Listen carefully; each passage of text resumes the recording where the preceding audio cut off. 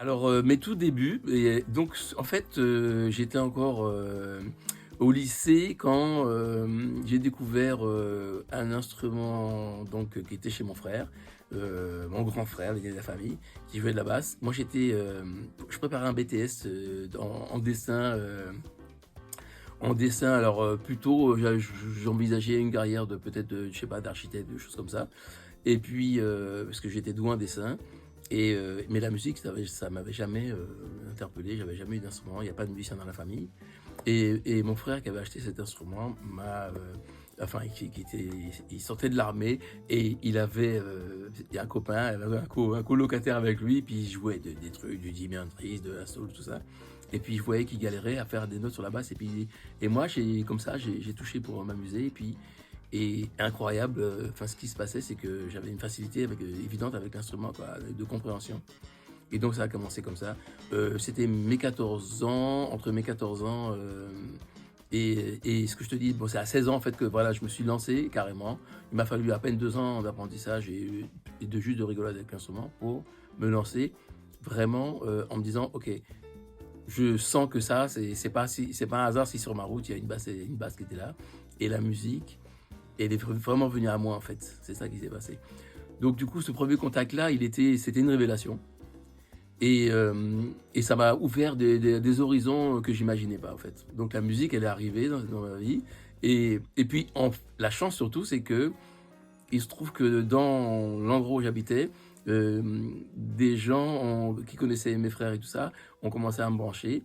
Et très rapidement, j'ai joué. Enfin, ma première expérience, c'était d'ailleurs avec un monsieur Vamur, Claude Vamur, qui jouait avec un chanteur de gospel à Paris et qui m'a emmené avec lui pour jouer avec ce chanteur de gospel. Donc je te parle de ça, j'avais 15 16 ans, voilà. Ça a commencé comme ça.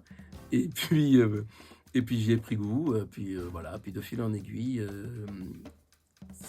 les, les, les premiers vrais contacts, après une expérience en partant en Allemagne avec un Jamaïcain qui faisait du reggae et tout ça, ben, au retour c'était en pleine vacances en 76, si je dis pas de bêtises, et au retour, bon, ben, je me suis lancé, ça, je suis parti à faire de la musique à plein temps. Et,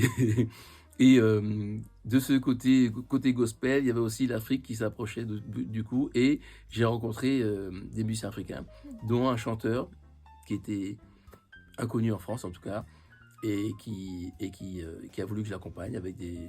Alors j'étais toujours le plus jeune, parce que moi à 16 ans, t'imagines, j'étais avec des gars qui avaient 22, 23 ans, mais j'étais toujours le plus jeune, un peu la mascotte comme ça, du gars doué, et j'avais même pas de basse à moi d'ailleurs, j'empruntais des instruments aux autres.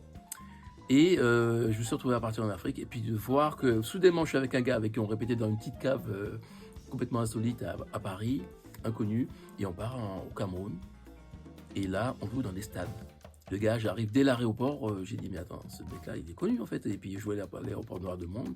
Je pensais que c'était un aéroport avec du monde, c'est normal. Non, non, il venait pour lui. Il savait tout ce qui venait.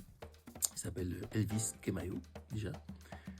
Et puis puis voilà. Et donc du fil en aiguille, j'ai vraiment, je suis resté d'ailleurs beaucoup de temps au Cameroun. Et en revenant en France, enfin je dis beaucoup de temps, en 3 mois, au lieu de faire 15 jours, tu vois, ça a duré 3 mois. Et en revenant en France, ben, c'était la période du Makossa. Le Makossa, c'était la musique black qui marchait vraiment à Paris. Et je me suis retrouvé à accompagner plein d'artistes camerounais. Donc moi, si tu veux, pour l'instant, je te parle de la musique, mais c'est une approche totalement autodidacte.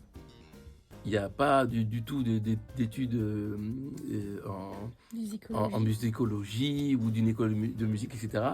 Mais il se trouve aussi que, ben, tu sais, on t'appelle pour des petits jobs, machin. Je me retrouvais à jouer dans des clubs le soir comme ça et j'ai rencontré plein de musiciens. C'est quand même une belle période entre les années 75 et 80 où tu rencontres plein de gens.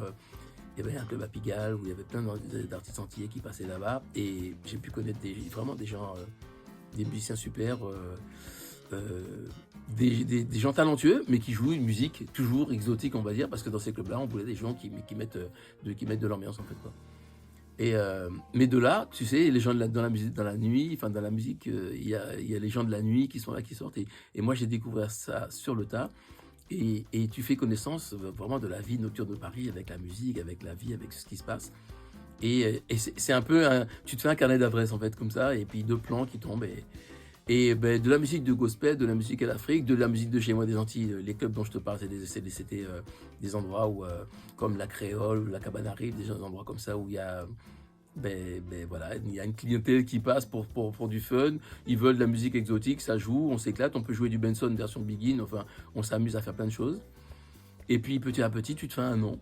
Donc tu te fais un nom, et puis je me retrouve à accompagner des artistes, David Martial, enfin de cette époque-là. Et puis ça a grandi, et puis mon nom, je me fais une réputation en fait, mine de rien, petit à petit, une petite réputation. Et je me fais mon école aussi en même temps.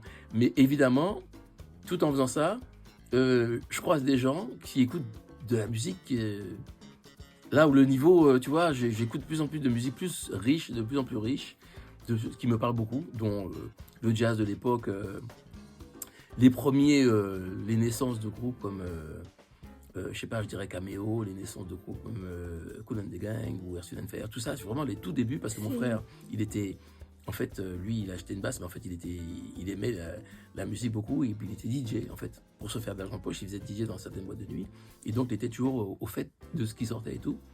Et j'ai vraiment eu la chance de découvrir toutes ces musiques-là. Je te parle de ça, du jazz brown à tout ce qu'on veut, quoi, de cette époque-là. Et puis c'est une époque aussi d'affirmation de la musique black, si tu veux, en fait. Donc tout ça, ça me parlait. Alors, de ma culture antillaise, de mes influences africaines, de la musique noire américaine qui s'expose, de l'époque aussi en France où on a envie de jouer plein de choses et tout ça. Mais tout ça, c'était une espèce de bouillon de culture pour moi, où je me nourrissais. Et en rencontrant, dans des clubs, tu rencontres des gens plus dans le jazz.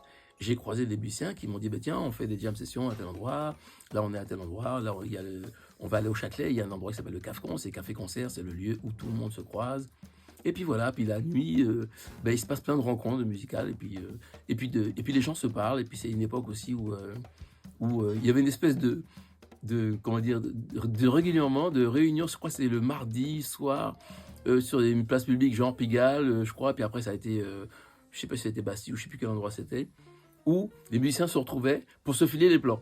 Donc c'était l'endroit où tu allais aussi un petit peu pour faire des contacts. Ça commençait à 18h comme ça le soir, c'était assez drôle, et puis après les gens finissaient dans les cafés. Donc voilà, ça c'est ma rencontre avec la musique. Mais quand j'ai commencé à rencontrer des musiciens de jazz qui m'ont vraiment, dont je me suis nourri, et j'avais une oreille vraiment, enfin moi j'étais très, très curieux, et j'ai commencé à m'intéresser beaucoup à ça aussi. Tout ça, je te parle des années, tu vois, les années de 76 à 80 en tout cas, où je suis un espèce d'aspirateur à musique, tu vois, et à apprendre des choses parce que j'ai pas été à l'école, et comme j'ai quitté en plus le lycée pour la musique, donc ça a été pas facile avec la famille, ça n'a pas été accepté. Ah. Bah oui.